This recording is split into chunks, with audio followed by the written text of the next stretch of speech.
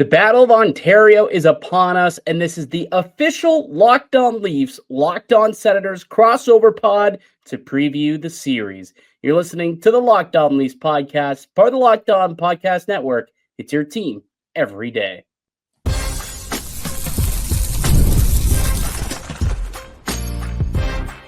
You're Locked On Maple Leafs, your daily podcast on the Toronto Maple Leafs. Part of the Locked On Podcast Network. Your team every day.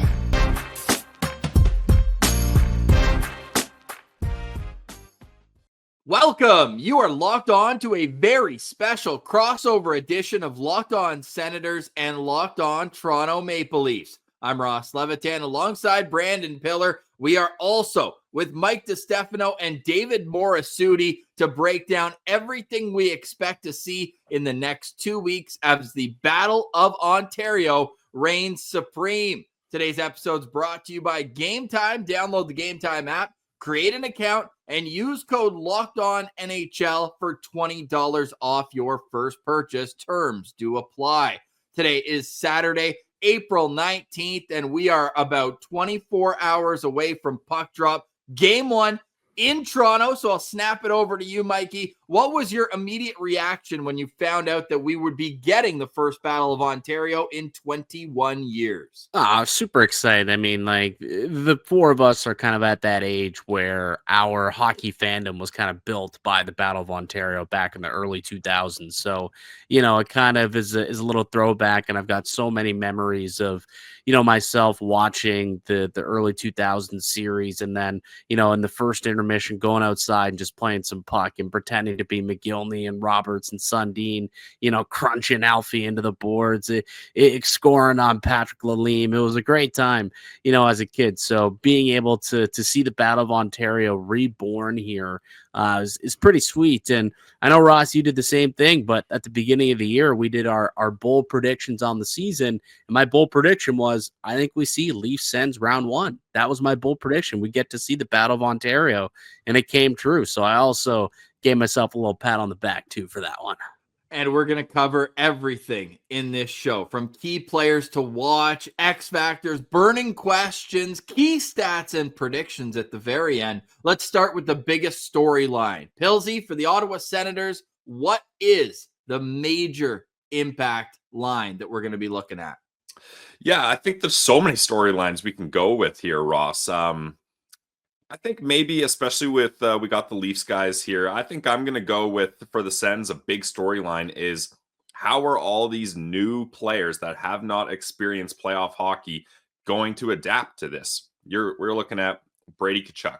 We're looking at Tim Stützle, Jake Sanderson, Shane Pinto, Drake Batherson, Thomas Chabot, like all of the Ridley Gregg, so many key core players of the Ottawa Senators have not had the chance to be in the postseason yet. And you talk to former players and they all say, like Mark Thought said it, the playoffs versus regular season, it's night and day. Like, it is such a different experience, and you can hear all about it. Alfie, Travis Green, they can tell all their players that haven't been there all about it. But until you experience it for yourself, you don't know what to expect. And I mean, what a way for them to experience postseason hockey for the first time, the Battle of Ontario. So everybody's talking about Brady Tkachuk. He got to finally get onto a big stage with the Four Nations face-off. He said it himself, biggest game he's played in his career so far. Well, now he got a little appetizer with that. Now he's going to get the main course with NHL Stanley Cup playoffs. And can Brady Tkachuk bring that style of game that everybody in the hockey world is hoping that he can? David, what about for the Toronto Maple Leafs? What's it to you that every fan is waiting to find out? Is this year truly going to be different? Because we've seen it all year long. New coach, brought in a brand new blue line. Is it going to be enough to finally get a second time since the Leafs have been back in the playoffs in this Matthews Marner that they can get past the first round? They've done it once, but I haven't really done it that much. So is this year truly going to be different? And you look at, you know, the revamp, right? The revamped goaltending, the revamped blue line. There's just a lot of changes that this team has made to get themselves more playoff ready. Are they actually going to be playoff ready? That's going to be the big question every Leafs fan wants to see. is this group actually going to finally put it together? Yeah. At the same time, though, guys, the big question obviously revolves around the big four, right? The core four that have returned, that have notably faded come playoff time, right? And can they finally perform in a postseason? I think there's a lot of pressure on those guys, so that's another storyline that we'll obviously be watching. How does Marner and Matthews and Nylander and Tavares perform here in the postseason? Well, one thing that I think hockey fans as a whole and everyone should be happy about is that both teams, for the most part, are coming in healthy. Looks like we're going to have two full lineups. Now, Jake McCabe and Oliver Ekman-Larsson for the Leafs and Brady Tkachuk for the Ottawa Senators. We'll even throw Nick Jensen in there, who's been battling through something for the second half of the season. Like, they're all going to play in game one. You're not in a situation where William Nylander's got migraines and can't play like last season, where I mean, it's the story. That came out of nowhere. That came out of nowhere too, though, Rossi. Like, he played game 82, then all of a sudden he was not ready to go for game one. Just like Joseph Wall was all of a sudden not ready to go for game 7. We're crossing our fingers that that's true, that everyone's ready to go for game 1. But yeah, there was a no-hitter against the Detroit Red Wings yesterday. A lot of business decisions were made. I'm sure it's very similar in your game against Carolina. Let's hope and pray that remains the same come Sunday. You never know what could happen in between today and puck drop on Sunday. Well, it's just going to be a fantastic series. And my biggest storyline, too, we did a whole episode on these on Locked On Sens, but one that we didn't bring up, and now it's official after those games Thursday that you mentioned, Mikey, where, by the way, both the Senators and Leafs erased multi-goal deficits to win in those games. So both teams are coming in feeling good despite the meaninglessness of it. They are winning their last game. Not only that, since March 1st, these are two of the best teams in the National Hockey League. If you go by points percentage, since March 1st, Senators are 3rd, the Leafs are 6th. And since the trade deadline, where both teams made moves, the Leafs are 3rd and the Sens are 4th. So these are two of the top 4 teams in points percentage since the trade deadline. That's a 20-game sample size. The Leafs are 14-5-1. The Sens are 14-5-2. Just one extra game, one extra overtime loss. So this is going to be a fantastic series. It is the first round experience of the Toronto Maple Leafs against a first-time experience for the Ottawa Senators. Of course, Sens fans are hoping to see the same Brady Tkachuk that we saw in the Four Nations, where the forecheck was just incredible. Just ask Drew Doughty. There's that side view of that hit. Unbelievable, but there also is question marks with that. How do you rein in the emotion of all that? So when it gets to battle time tomorrow night, it's going to be a huge storyline of who's going to be able to be the more disciplined team, because both of these teams are able to burn you with the man advantage. The Leafs have the 4th best power play since the trade deadline. The Senators ranked 10th. Senators, though, it's really strange, boys. Like, the Sens power play at home is top 5 in the league, and their road power play is like bottom 10. So they're going to have to figure out a way to contribute on the road. And I'm not a big regular season guy when it comes to playoffs, but it should be mentioned the Sens have won 5 straight games in Toronto. So at least the experience in the locker room, they've got good memories there. I'm hanging on to anything when it comes to an inexperienced group, just what can give them confidence going into this series. Let's quickly go through the defense, the goaltending, and the forwards. We both had some fun with this on our respective shows, doing the top 10s. We won't dive that deep. We'll point you in the direction of both of those shows. But Mikey, who's got the edge in goaltending in this series? Anthony Stolarz leads the league in save percentage this season. Again, less games than Linus Ullmark. And then Ullmark's got the Vezina trophy in his back pocket, but playoff struggles in the past. Who do you give the edge to in a 7-game series? Is it a cop-out to say that it's kind of just a wash? Like, I think both teams are happy with the goaltending that they'll have in this series, right? Like, I think clearly Stolarz has performed over and above all expectations. And you know, when you look at the underlying numbers per 60 minutes, no goaltender in the NHL has more goals saved above expectation than Anthony Stolarz. He's been incredible this season. But obviously, as you mentioned, Ullmark on the other side has been great too. Finally the Senators hit on a goaltender, right? Tried on Matt Murray, failed. Tried with Eunice Corpusalo, failed. Senators finally got their guy. Don't forget Cam Talbot. Cam Talbot failed.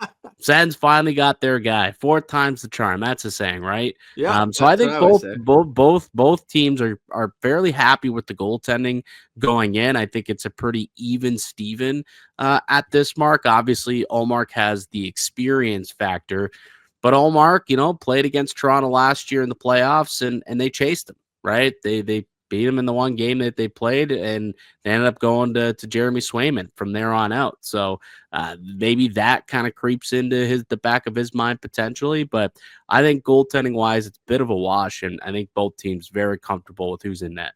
I agree. Go ahead, Bills. I think this is different though, Mikey, because in Ottawa, Ullmark is the clear number one guy.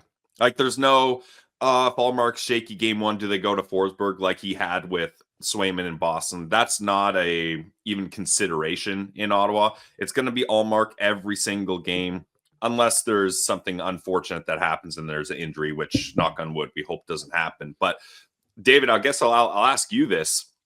Do you feel like it's the same situation in Toronto? Like is Stolarz just clearly the number one guy like the Leafs have had in multiple years?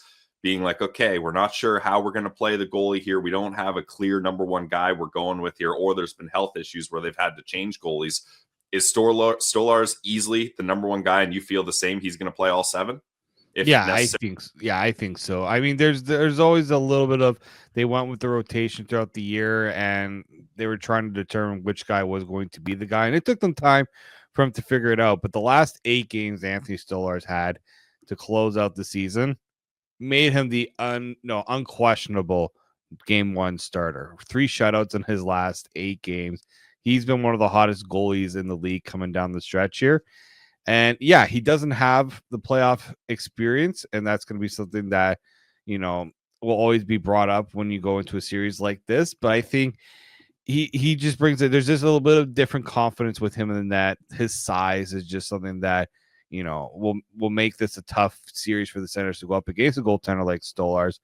But yeah, I think unless things really fall apart for him, I think it's safe to say he will be the guy. Joseph Woll, the good thing is you got a guy who in his playoff career has shown that he can come up and perform at with elite numbers. But I do think that when you look at the durability of Stolarz down the stretch here, Woll, when the big game has come up, it's not even the fact that what he performs in that game, it's can he make it to that game, right? That game 7 last year, everyone kind of had a bit of a different opinion after that game. I think Mike was probably the most distraught after Joseph Woll just couldn't even make it to game 7 after putting up an incredible performance to get the Leafs to game 7 last year. But I think just Stolarz brings he will be the guy unless something happens. We know that there's a little bit of that knee issue that happened earlier in the year, but knock on wood, that's been fine.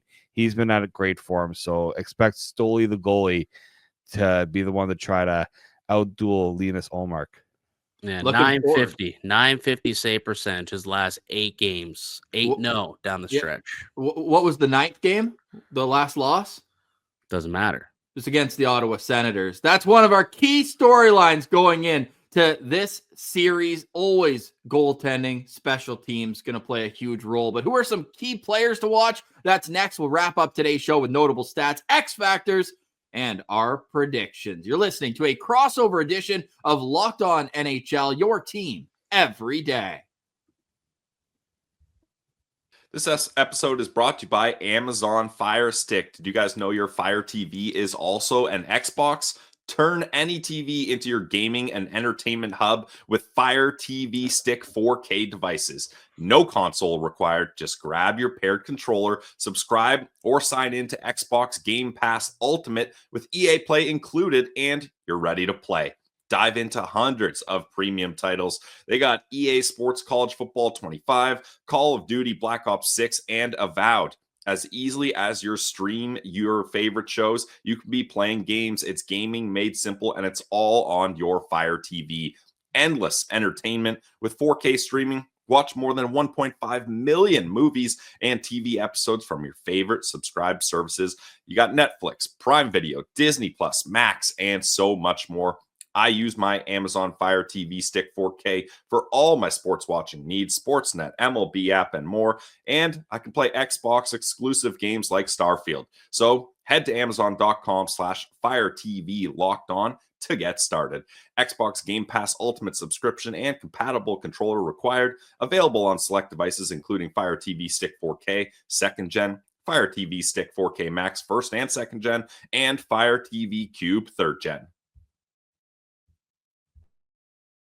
Welcome back to this very special Locked On crossover between the Senators and Toronto Maple Leafs. You can follow us wherever you get your podcasts. We are free and available on YouTube. And if you want to watch me and Mikey snap it around on Locked On NHL, we did that this past Wednesday, available everywhere you get your podcast. Shout out to the everydayers out there that make us your first listen. We truly appreciate you. It's the best time of year. And for the first time in 8 years, the Ottawa Senators are back in the dance. Some people are noting that despite missing the playoffs in 7 of the last 8 years, the Senators do have more playoff series wins than the Toronto Maple Leafs that run to the Eastern Conference Final. Now, look, boys, we're not going to pretend like we don't cheer against the Leafs, even when they play Tampa, Florida, Boston. I believe I said I would have given away Nick Paul for free if I knew he was going to score 2 goals in Game 7 and eliminate the Leafs. But now that we're in a series together,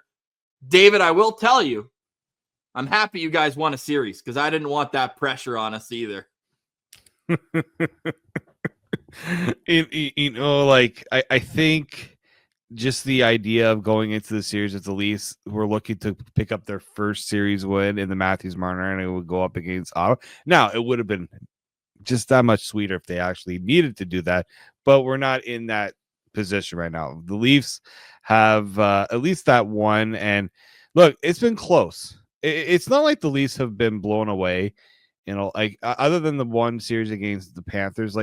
Every series, I have to watch my language because that's how much of the mental battle or hurdle it's been.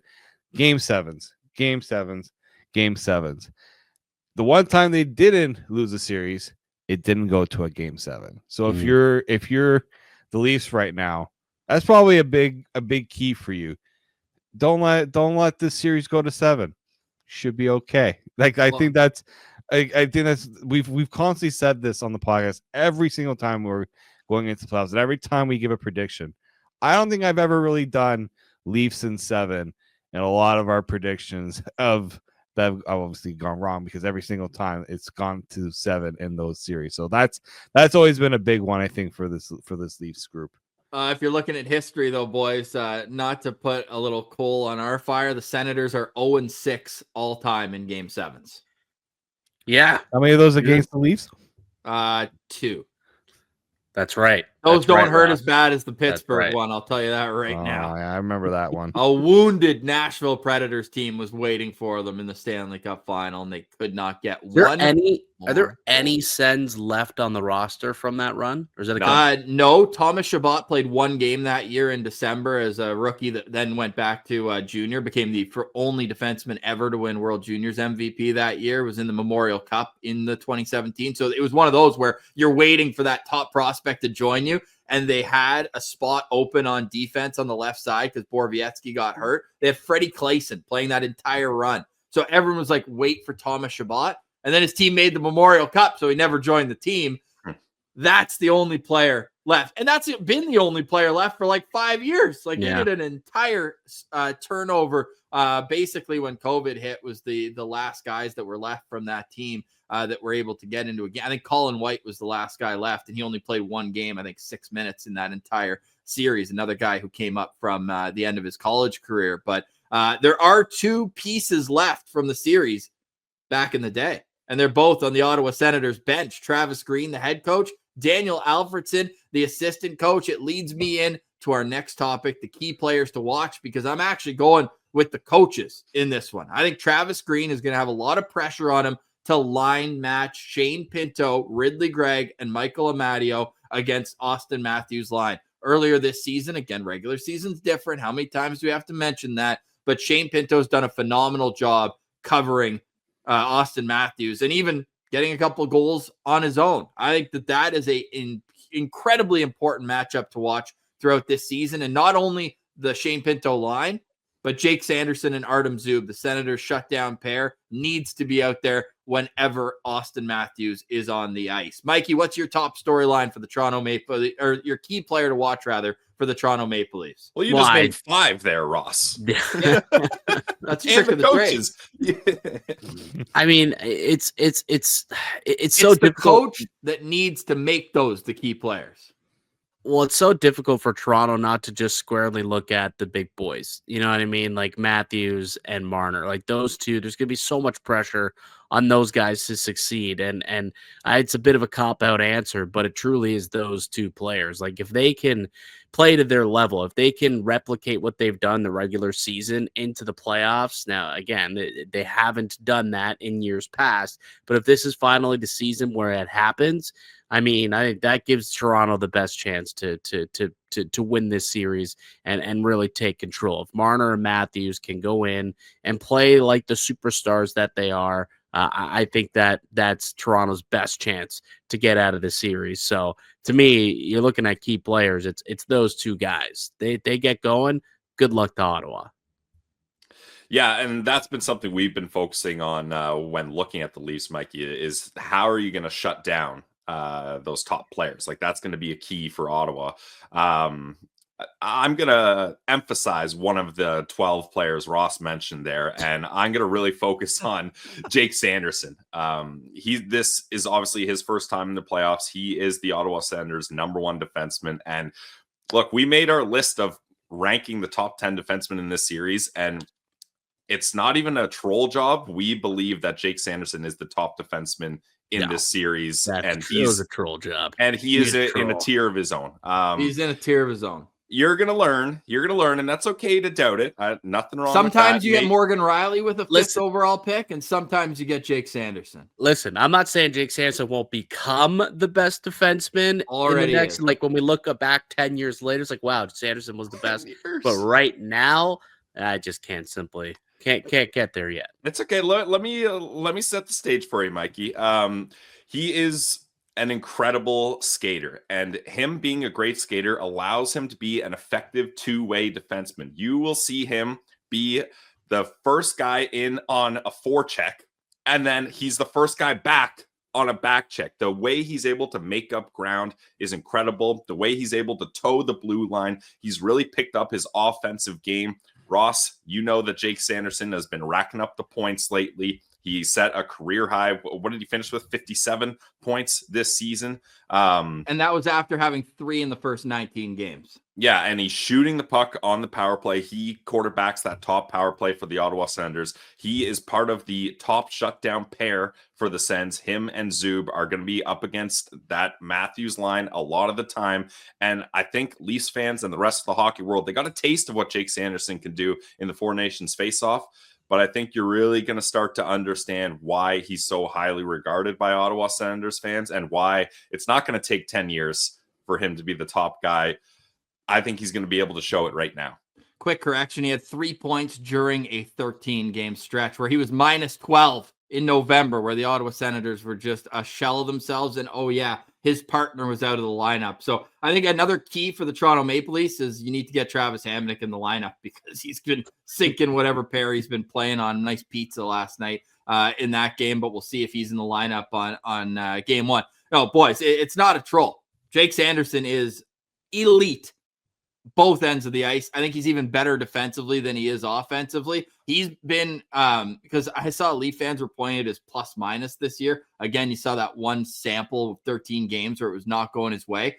Only Rasmus Andersson has a lower on ice shooting percentage for defensemen that played over 1,000 minutes this season. He has been the recipient of dumb puck luck all year, and if not, he might have had 65 to 70 points. Since March 1st, the timeline that I mentioned, the Leafs and Senators have both been the top of the league. Only Lane Hudson, Evan Bouchard, Rasmus Dahlin, who all played more games and had one more point, and Cale Makar have more points for defensemen in the National Hockey League. I think that the hockey world is about to see how great Jake Sanderson is. So I love that call from Pilsy. David, who do you think the best defenseman is in the series, and who's your key player to watch? Best defense in the series? It's the guy that has had to go up against the top players anytime he's been in the playoffs, and that's Mr. Chris Tanev. Okay. He was, a big coup for the Leafs in the offseason, what they had to do to bring him in. And, I know some people were a little concerned initially about the length of the contract, but as soon as that guy stepped on the ice and started locking down on the other team's top players, didn't matter. Right? This is the type of defense and the Leafs have not had going into the playoffs. You throw out, throw Brady Tkachuk out there, he's going to be seeing a lot of Chris Tanev in this series. Like that's what they brought him in to do. Not even just the blocking the shots. He doesn't need to be the most physical guy on the ice. He's just so sound defensively. Again, we don't like to use plus minus as an indicator of how good a defenseman can be, but how many shutdown defensemen do you see have an over plus 30, plus minus of over 30? He makes it so easy and so comfortable when you're in those final minutes of a game and you need to hold a lead. Chris Tanev is the guy you want out there. He will literally throw his face out in front of a slap shot if he has to. If that's what he needs to do to win a game, he will go out and do that. And that's why I think he is the best defenseman going into the series, just because he is literally the best defender. And like when he's not in the lineup, that's when the Leafs had their struggles. Him and Jake McCabe, that has been a true shutdown pairing. And, even with McCabe out in this last stretch, Chris Tanev has still been arguably the best defenseman on this Leafs team. They have not missed Jake McCabe as much because they have a Chris Tanev back there. Yeah, I got nothing but respect for Chris Tanev. He is number 2 on our list. I want that to be clear. That said, I think the difference offensively is greater than the difference defensively. And they defend in different ways. I don't know, man. He might be out for an offensive breakout after tying the game last night. With 18 points. Big goal, baby. 18 points in 75 games. Sanderson has that in his last Saving it all for playoffs. Saving it all for playoffs. Hey, who's your key player? What wins championships, boys? What wins championships? Jake Sanderson players. Defense wins championships, fellas. Yeah, which is why it's great that you have the best defenseman in the series on the Ottawa Senators. Dave Morassutti, you're a key player to watch. It's got to be Matthew Nyes.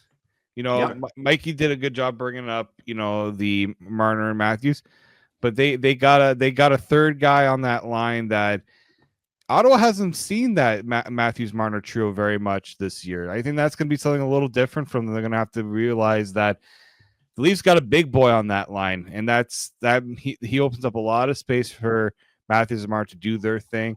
He is going to be a menace in front of the net. Like, only 3 players this year have had 25 plus goals and 150 plus hits. You boys have one of them in Brady Tkachuk. 2 of them. 2 of them. Drake Batherson's on that list too, fella. Oh, he is. Drake Batherson has 14 more points than Matthew Nyes, should say. Very nice. Matthew Nyes doesn't always get the offensive love that I think he deserves, especially on the power play. His addition on the power play, I think, is going to make a big difference for the Leafs in this series. I think he's the guy that embodies playoff style hockey. We've seen glimpses of it in the playoffs before too. The OT winner he had last year against Boston. It just screams that this guy has the potential to really be a big time playoff performer. That's why I think he could be an X factor if he, especially when he's playing up with Matthews and Marner. I think a lot of attention will go to those two, and that's where Matthew Nyes can really take advantage. Yeah, so if you go with players this season with 65 plus points and 130 hits, 2 of the only 5 are on the Ottawa Senators. The list is Philip Forsberg, JT Miller, Tom Wilson, Drake Batherson, and boys, Tim Stützle with 130 hits this season. Sneaky ready for the Stanley Cup playoffs. Do love Matthew Nyes, though. Great player, although I did see a lot of Leaf fans telling me that he's as impactful as Brady Tkachuk. I guess we'll have to wait and C. Let's get some notable stats, X factors, and predictions next. This is a bonus crossover edition between Locked On Maple Leafs and Locked On Senators. More on the Battle of Ontario next. This episode is also brought to you by our friends over at Game Time. The Stanley Cup playoffs are here. And if you've never been to a live NHL playoff game like me, it's unlike anything else. The intensity, the speed, the energy in the building. I can't wait. It's next level. And thanks to Game Time, getting in the door is easier and more affordable than ever. Game Time is the fastest way to grab playoff tickets, even for those must-see matchups like the Battle of Ontario. Prices actually drop as the puck gets closer to dropping. And with last-minute deals, you can save up to 60%. Last-minute deals, 60% off for last-minute sports, and not just sports, comedy, theater, and concerts. All-in pricing. Turn on the all-in pricing feature, and you're going to get no surprise fees at checkouts. And the app even shows you panoramic seat views, so you know exactly what you're getting before you buy. And with Game Time ticket coverage, I know I'm protected, whether it's cancellation protection, job loss assurance, or their 24-hour return guarantee. So take the guesswork out of buying tickets with Game Time. Download the Game Time app, create an account, and use code LOCKEDONNHL for $20 off your first purchase. Terms apply. Again, that's code LOCKEDONNHL for $20 off. Download the Game Time app today. Last-minute tickets, lowest prices, guaranteed. Welcome back. It is a bonus Locked On crossover between the Maple Leafs and the Ottawa Senators for all the coverage leading up to Game 1 tomorrow night of the Battle of Ontario. You can check out both of our podcast feeds everywhere you get yours and on YouTube. Please make sure to make us your first listen each and every day. We're part of Locked On Podcast Network, where we have local experts on the biggest stories. We've gotten through the biggest stories, key players to watch in this series, and now it's time for some notable stats. And I think all the boys in Sens land, all those Sens Central citizens know where I'm going with this. Shane Pinto, I mentioned him last segment. He is on one of the most peculiar runs I've ever seen. We were tracking this before this season. When Shane Pinto gets a point in a game, it is as automatic of a victory as possible. 83 times in his career, Shane Pinto has scored a point in a game. The Ottawa Senators have 137 standings points in those games.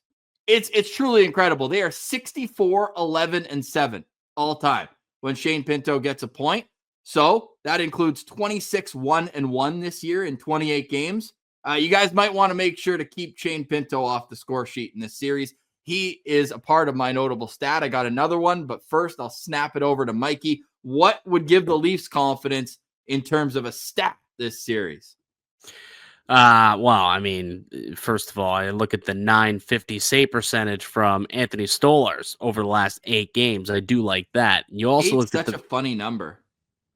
Why is that a funny number? Because you're just taking out the game where he lost the Ottawa Senators. He's won 8 in a row. I'm looking at he's just won 8 in a row. So you're not. You're just looking at his 8-game winning streak. That's why he's won 8 in a row. Yeah, 3 goals on 24 shots because they got an empty netter in there. That's under 900. That's right. Put the banner up. That's right. Oh, Stanley Cup right there for Sens fans. Nice little Sens regular season victory. Put the banner up. Pal. Another one. Put it up. Go ahead. Lost the banners. Well, when you're not winning divisions and you're not making the playoffs, I guess you have room for all those banners up. Who has more division titles in the last 21 years since the old Battle honest of question? Ontario? Actually, I actually have an honest question. I was actually curious about this.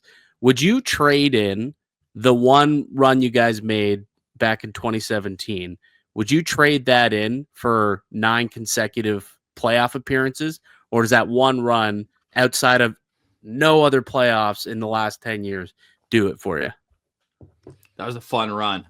That's a good one because, I mean, obviously making the playoffs every year is what you want, but then you end up in a situation where, and you guys can speak to this, where it's like, okay, yeah, we made the playoffs, but are we going to elevate our game? Is this, like David said, is this year going to be different? And that's a frustrating spot to be in because then you're not getting those high draft picks. So you don't get the excitement of, those high level prospects coming in. And you just feel like everyone that goes up against you in the playoffs says, okay, we know these guys can't get it done. I'm I keeping wouldn't the trade run. it. I'm keeping the run. It was fun. It was amazing. Yeah.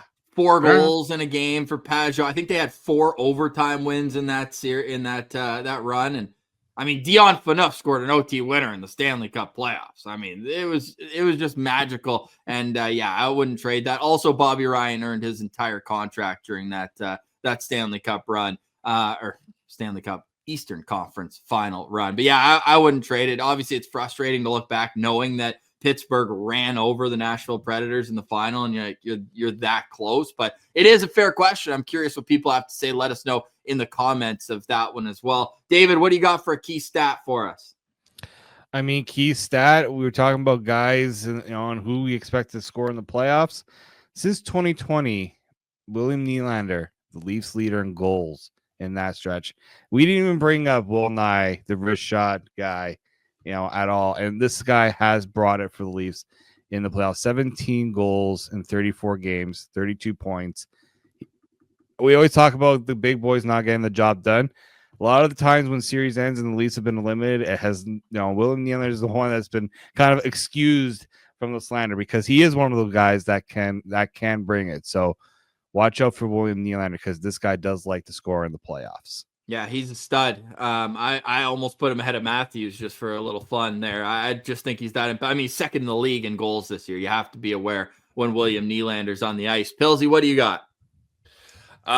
We talked about special teams a little bit earlier, and I've referenced this stat on Locked On Senators, but it bears repeating because the Ottawa Senators are elite at drawing penalties. And when I say that, they are literally the best at it in the league. This year, they led the league in penalties drawn with 349. They had 9 power play opportunities in their final game of the regular season. And we know the Leafs have that offensive firepower. We know 5-on-5, they have a high shooting percentage. They can really take advantage of scoring chances for sure. So that's why it's going to be key for the Ottawa Senators to be able to draw penalties, to get power plays of their own. And that's where they need to make the most of it when they have the man advantage. So being a team that's led the league in the regular season in penalties drawn this year, was second the last season, and then led the league again 2 seasons ago. That's going to be a key stat for me, is how can the Ottawa Senators bait the Maple Leafs into taking bad penalties and allowing them to get more man advantage opportunities. I cannot wait for the first time the Leafs Nation has a meltdown when Tim Stützle gets tripped. I cannot wait for it. Timmy Crybaby? Yeah, it's going to happen at some point. I don't know if he's Crybaby. He's just got great edges, and you can't get your stick in there. He and Nazem Kadri were tied for the league with 38 penalties drawn. Brady Tkachuk 4th with 35. Now, a lot of those with Brady's taking someone with him, or he's going with the other guy. But old Timmy Stu got a plus 14 net differential, or plus 19 net differential. Funny, Pontus Holmberg, 6th in the NHL in penalties drawn per 60. So old Pontus Holmberg can draw himself a penalty too. But I will say, like, special teams, I think is big, and that's something that actually worries me about the Maple Leafs going into this postseason is that their penalty kill has been quite horrendous this year, just 77%. And if you look at over the course of the last few seasons, dating back to the Canadian division year when they lost to the Montreal Canadiens, their penalty kill since then in the playoffs has only been 75.8%. Power play, just 15.4%. So for me, special team success is going to be pivotal and vital in this series. The Maple Leafs definitely need to figure out a way to stop the bleeding on the PK. Don't allow that back-breaking goal, and then they got to find a way to get the power play cooking in the postseason too, because you're not going to win a lot of series if your power play is operating at just 15%. Yeah, that's fair. Where are you seeing Holmberg 6th? I got him at 17th here. And penalties drawn per 60? Oh, per 60. Okay, we gotta make it a little more specific to get him up the leaderboard there. I mean, the guy plays 4 minutes a night. Maybe if he was better, he'd play more. The guy. I'd rather my top guys are drawing penalties than a guy who's I'll say he is right night. behind Brady Tkachuk. Brady's at 5th. Pontus is 6th. In per 60. Per 60, correct. Yeah. Brady's 4th in overall as well. And Tim Stützle tied for number 1. Yeah, rats. Number 1. Rats. Love that. I just can't. It's going to be full on meltdown. I can't wait to get the protractor out and make sure everybody knows who's going to their beer league game later on. How Timmy should have stayed on his feet there. He could have stayed on his feet. I swear. It's going to be unreal. X factors in this series. I am going pretty obvious with this one. If the Senators are going to play the style of game they need to win this game or this series, Brady Tkachuk needs to be at the Four Nations level we saw him. Brady Tkachuk's an easy one for me as the X factor in this series. We'll go both Sens, both Leafs quickly. Pillsy, who's your X factor? No goalies. We already goalies the most important. Everybody knows that. Yep, I think that's fair. I'm going to go Shane Pinto, third line center. He's going to be a part of that checking line. Travis Green's shutdown line of Pinto with Amadio and Greg. They've been tasked with going up against opponents' top offensive players all year, and they've done a great job of that. That's why he trusts to put them over the boards when that happens. So especially when the Sens are at home, I think we're going to see that third line paired up against the Toronto Maple Leafs top line. And we've talked about it. You've got to be able to shut down the big guns for the Leafs if you're going to have a chance in this. And Shane Pinto's going to be a big part of that. But he also can put up points on his own. And when he does, like Ross mentioned, this team has a lot more success. And I'm looking at Shane Pinto to even get some offense on the penalty kill, maybe a shorthanded goal to get the boys going. So Shane Pinto is going to be an X factor player for me. Yeah, I like that call. I think that line and something to watch for, boys, because I know you guys see Ridley Gregg as just this bottom six pest. Lots of nights this season, he led all Sens forwards in ice time. Travis Green loves him and will use him quite a lot. Mikey, your X factor in this series? For me, it's Matthew Nyes. I mean, we know what Marner Matthews can do and their capabilities, but just like you guys believe Jake Sanderson's about to arrive and people are going to know about this guy, I think Matthew Nyes is another one of those players for the Maple Leafs. He's become a real key cog on that line there. Nyes, Matthews, and Marner, fourth in the NHL in goals per 60 this season among trio forward lines. Fourth in the NHL, averaging 3.6 goals per 60 minutes of play. So Nyes has been a huge player. He plays the right way in and around the net. He can score. He finished with 29 goals this year, one shy of 30. He's been a big-time secondary impact player for this team. And, like I said, he scores in and around the net. You look at individual high danger chances per 60 minutes. Matthew Nyes, fifth in the NHL, 5.52 individual high danger chances per 60 minutes. He's someone who I think is going to get a lot of opportunities in front of the net. He bullies defensemen out there, so I can definitely see Matthew Nyes being a big-time X factor for this Maple Leafs team. David, who do you got? Well, there's one guy that needs to get a new contract at the end of the year. I'm not talking about Mitch Marner.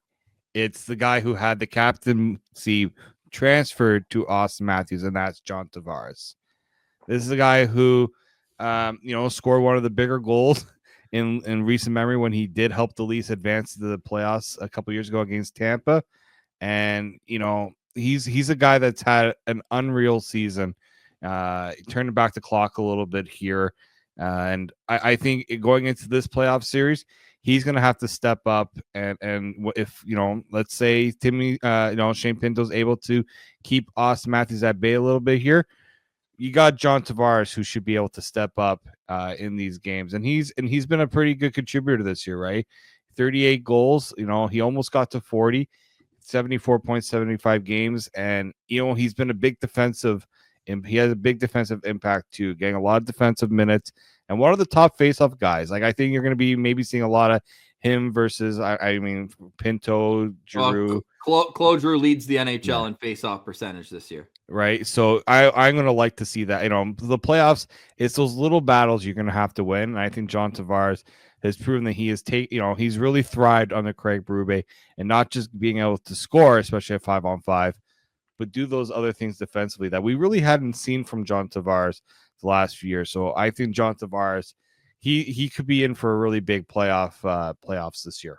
I'd love to see the career head-to-head face-off numbers between Tavares and Giroux. I feel like being in the same division the last 3 years, and then when they were with the Islanders and Flyers, I feel like we said this with Crosby when the Sens played the Penguins last, but they've probably taken like 1,000 face-offs or more head-to-head against each other. Two wily vets that are looking for their first Stanley Cup win. They're actually both looking for their first appearance beyond the second round for Tavares in his entire career. And Giroux got there in like his third year in the league with the Flyers in 2010 to the Stanley Cup final and has never been back. So those are all great points, boys. Cannot wait for this series. My last stat that I want to bring up, and it's for both teams. Initially, I was like, look, I got to bring this up because the Senators do lead the league in wins when they score first. Senators' record when scoring first this season is ridiculous, 35-6-0. But I look it up, and there's the Leafs right behind them. Right behind them. So the first goal is going to be of the utmost importance in this series. The Leafs, I believe, are I've got it actually right here. I'll pull it up. But yeah, 35 and 6. Let me get that right. That's me tap dancing while I find the Leafs record. The Leafs are 34-8-2. So we always know that the first goal is big in the playoffs. You get a little bit of momentum that way. But with these two teams specifically, the first goal is almost everything. Yeah, and one more stat that I wonder if it concerns you guys, and it's the number 139. You guys familiar with that stat? No. That's the number of goals that the Ottawa Senators have scored at 5-on-5. That ranks 31st in the league. Yeah, and they have gotten better since the trade deadline. I will say that. I'd be curious. Can you pull up that stat since the trade deadline? Yeah. Mikey, that's a good stat, but that's why I was talking about how the Ottawa Senators drawing so much penalties. That might be a crucial part of this series for both teams, both ways. Has to be. Special teams is always the ultimate equalizer. It always is. It's going to be important for both squads. Let me pull that up for you. Goals at 5-on-5 since the trade deadline. The Senators are 10th. 10th since the trade deadline at 5-on-5 goal scoring.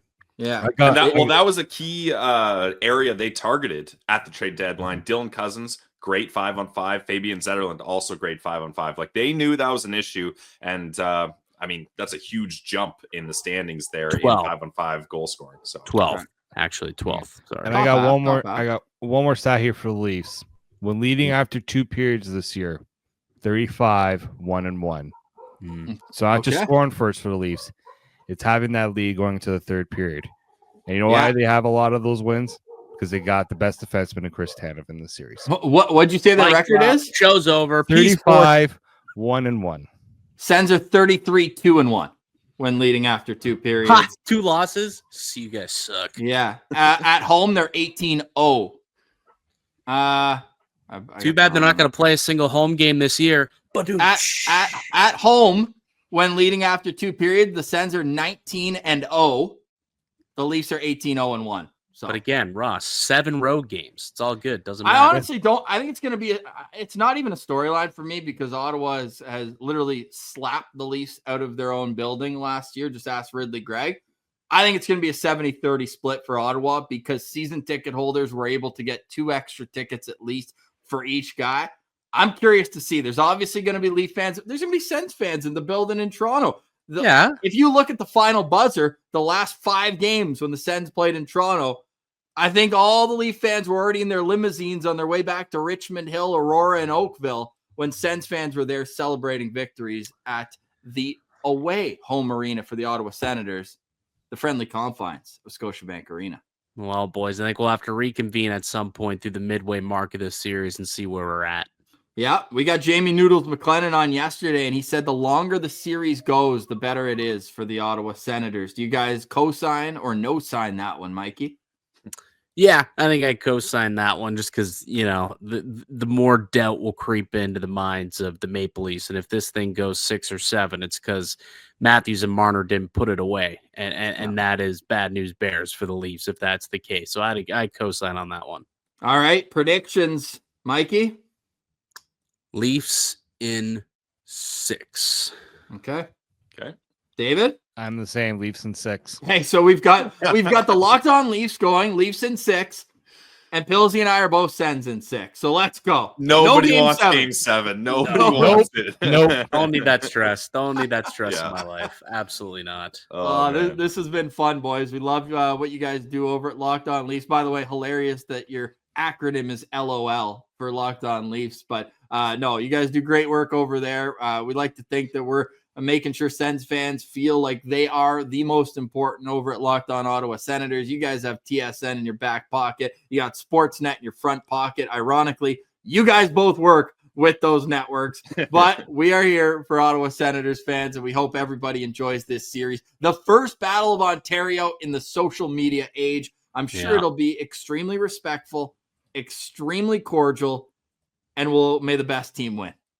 Cannot wait for it all. It starts tomorrow night, Sunday, 7 p.m. in Toronto, Tuesday in Toronto. Then the series will shift to the nation's capital for Thursday and Saturday night. Everything else is, if necessary, we'll reconvene in the middle of the series. For today, we say, get the boxing gloves on. It's going to be a battle of Ontario. For Mike DiStefano and David Morassutti of Locked On Toronto Maple Leafs, I'm Ross Levitan alongside Brandon Pillar from Locked On Ottawa Senators. For more from both of our shows, you can find us everywhere you get podcasts, including on YouTube. This has been a special crossover edition of the Locked On Senators and Locked On Maple Leafs podcast, a part of the Locked On Podcast Network, your team every day.